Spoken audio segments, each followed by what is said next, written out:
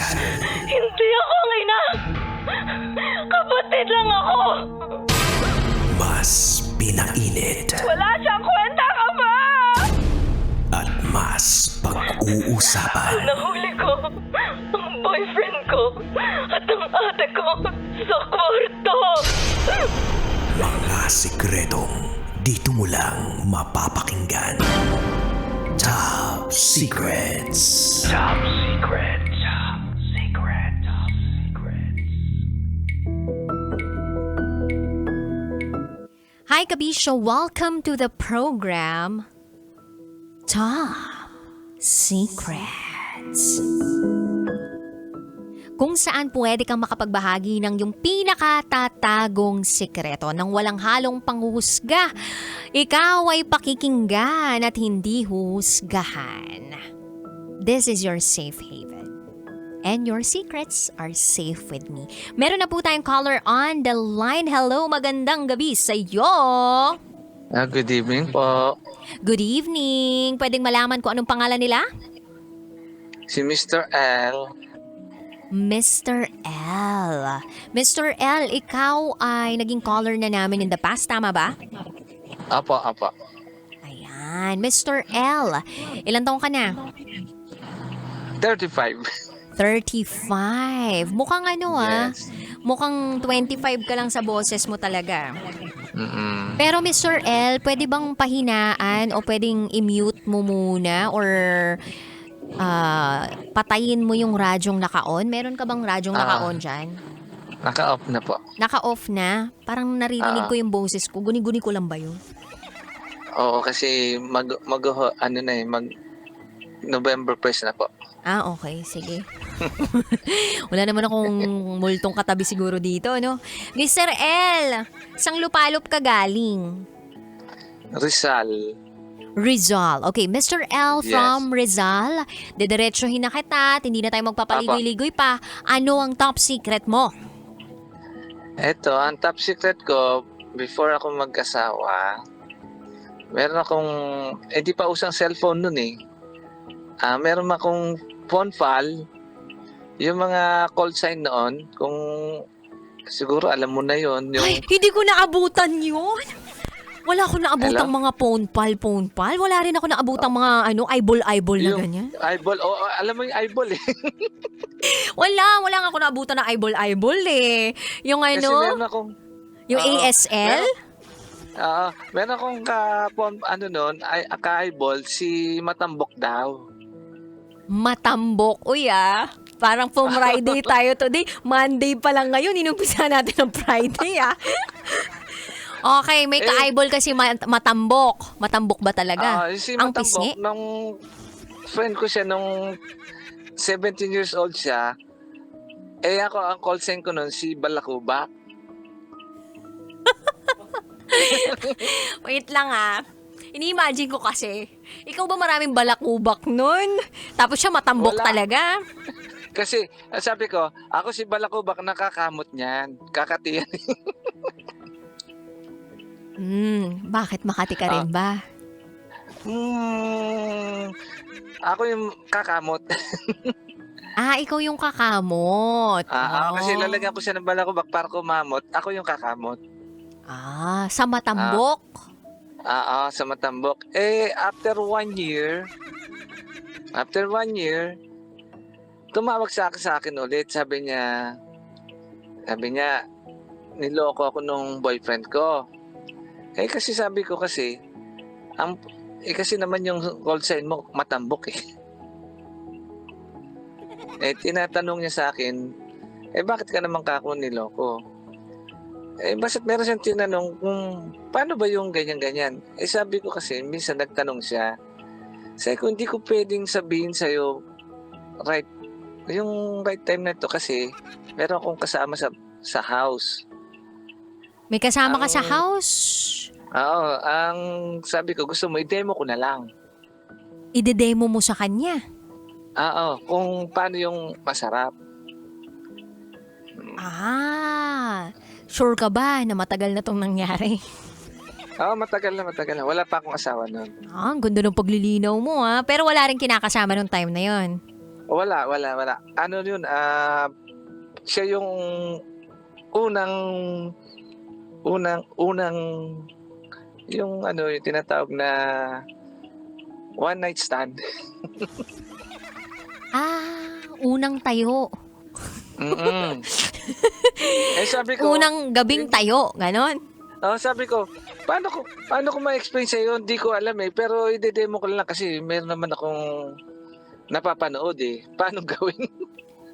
Wait, saan naganap ang pagdedemo ng unang gabing tayo? Ay, hindi naman, hapon na yun, nagkita kami sa SM, kasi di pa usa cellphone, sabi ko, kita tayo dun sa SM North, dun sa BDO. Anong suot mo? At ako, ang hawak ko, may panyo ako, tapos ang suot ko ganoon, nakita kami doon. So first time yung magkikita nun, nag-eyeball kayo. First time. Di, tinanong ko, ikaw ba si... Ang Matambok. pangalan niya, si Matambok. Di, Buti sabi ang, wait lang buti hindi ka nagtanong ng, matambok ka ba? Hindi na. Hindi na yun. Sa huli na. Sa huli Oo. na. Di nakita kami, sabi niya, nag-alabay siya, nahihilo ako, sabi niya. Saan ba pwede magpahinga? Sabi ko, meron ka lang pahingahan. Sabi ko, kaya lang, tayong dalawa lang.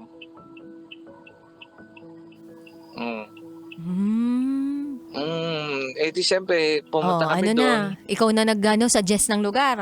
Ikaw nang Sabi bumiyahe. ko, May dala ka bang chikot nun? wala, commute lang kami. Safe na safe walang identifier. Nakauso ba mas tapos- nun? Wala. Wala pa noon. Wala pa. Ilang Tapos taong ka sa nun? Gusto ko malaman, sorry. Gusto ko malaman kung ilang taong ka nun.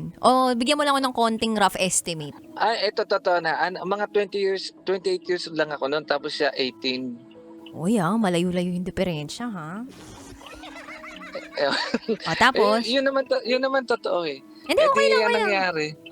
Hindi ang nangyari nung pumunta kami dun sa secret na place na yon.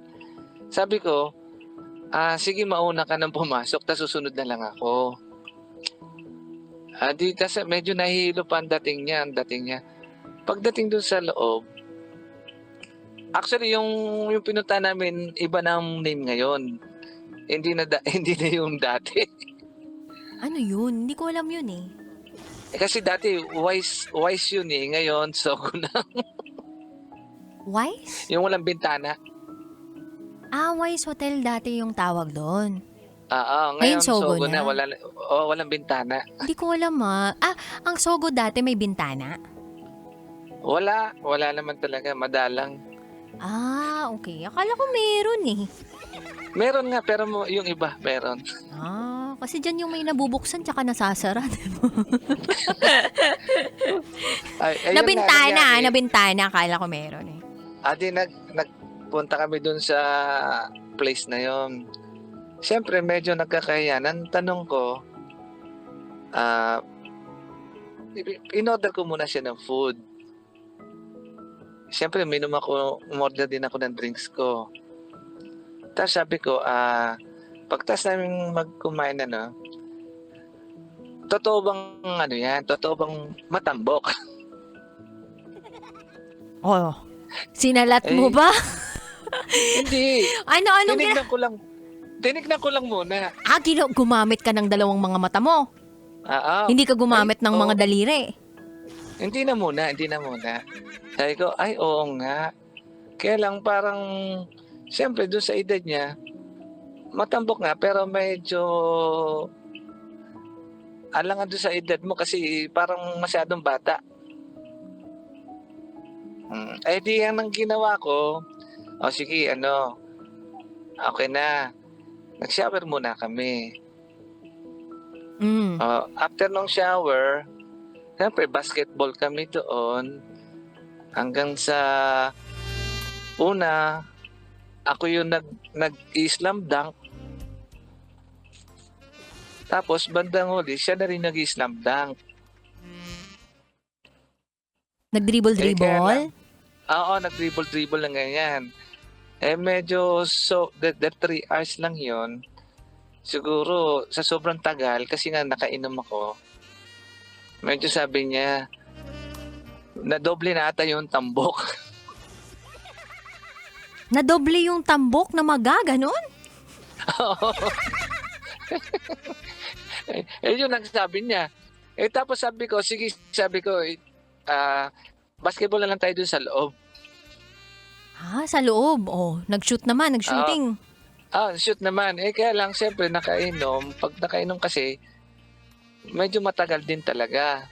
Sabi niya, paano daw yung nasa sarapan? Sabi ko, nanginginig nga yung katawan mo ay yung tiyan mo. Nangangatog na yung tiyan mo, ibig sabihin, nasa sarapan ka.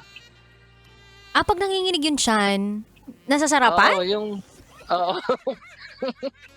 Nagkakaroon ng yung nginig yung tiyan. Sabi ko, paano, ang manid mo naman, di mo nararamdaman yun, sabi ko sa kanya. Ngayon, kung sabi niya, tawag doon, mahapdi na na overuse na. Yung kanino? Yung kay Matambok. Na overuse na kasi almost magto 3 hours na.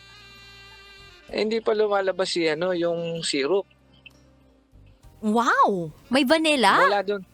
Oo, yung vanilla, yung mula doon sa CR hanggang doon sa room. Yung nga, sabi ko, ito na lang. Para kasi ang pangit naman na, sabi ko, hindi na puputok si Vulcan Taal. Hindi ka na pwede. Sabi mo, matambok yung Vulcan Taal mo. Tapos ngayon, hindi naman pala uubra. Anong sinabi? Ang sabi ko, ito na lang, tutulungan na lang kita. Mag-videoke ka na lang. Nag-videoke naman. Nag-videoke naman. Tumalsik yung laway? Tumalsik na yun. Pumutok na yung Vulcan mo yun. Talaga? Galing Tapos sabi ko, yan sinasabi ko. Sabi ko, hindi ko alam kung paano mong sinasabing hindi mo naramdaman yung sarap. Nanginginig nga yung tiyan mo, nagkakaroon ng contraction. So, na-demo mo na nga sa kanya, napademo mo na. Dinemo ko. Tapos sabi niya, hindi daw niya naramdaman. Pero after 1 week, tumatawag, kita daw ulit kami. So sinasabi mo ba na magaling ang iyong pagde-demo sa kanya? Sabi ko, hindi na, tapos na yung demo ko. Ikaw na ang bahala, maghanap ka na lang ng iba magde-demo. Matindi ka pala. Kumbaga, instructor level ka na. Oo, kasi sabi ko, mahirap na kasi kung bakit. Bakit? Baka mamaya, pikot yan. Paglabas ko dun sa secret room natin, meron naka-shotgun dyan. Sabi ko, mahirap na, hindi naman kita love. Sinabi ko sa'yo, tuturuan, de-demo ko lang sa'yo. Bakit meron pa tayong second times na, kumbaga, magkita ulit tayo doon? Matalino ka rin, Syempre naman, biro mo, sabi ko sa kanya, pag pinikot mo ako, hindi kita love, magdudusa ka lang forever. Ilan bang ina-eyeball mo sa isang linggo? Actually, linggo-linggo yun, kaya lang yung iba, hindi ko type. Ang tindi Ganun ba? Ganun. Actually, meron pang pumunta sa bahay. Hoy, wait lang. Isang lang to. Isang gabi lang. Wag kang madaming kwento. Tige. Ako'y pinupuntahan, sabi ko, gusto nyo pumunta pero wala naman nangyayari. Himay-himay. Alam mo, yung mga walang nangyayari na yan, prank yan Dali lang Alam mo, pumunta sila sa bahay siguro, yung merong 4 na pumunta doon. Oo na, ikaw na, matangkad, malaki, malapad. Hoy, Mr. L, pinatunayan mo sa amin ngayong gabi na ma-L ka talaga, no? Ayun. Malinis, 'di ba, ang hangarin sa mga naghahanap o naghahangad ng tulong. Pero Mr. L, tinutulungan ko lang naman. Tinutulungan mo lang naman. Kumbaga, Mr. L as in manglingkod, 'di ba? Naglilingkod. Oh. Tinatanong nila kung paano daw yung nasarapan. Hindi ko pwede sabihin sa phone. Oh, Mr. L, Malalasap wait ko lang, na wait lang. Malapit na tayo mag-break. Sandali lang. Mag-commercial muna kami. Sandali lang. Kailangan pa bang i-memorize yan? Love Radio. Basic!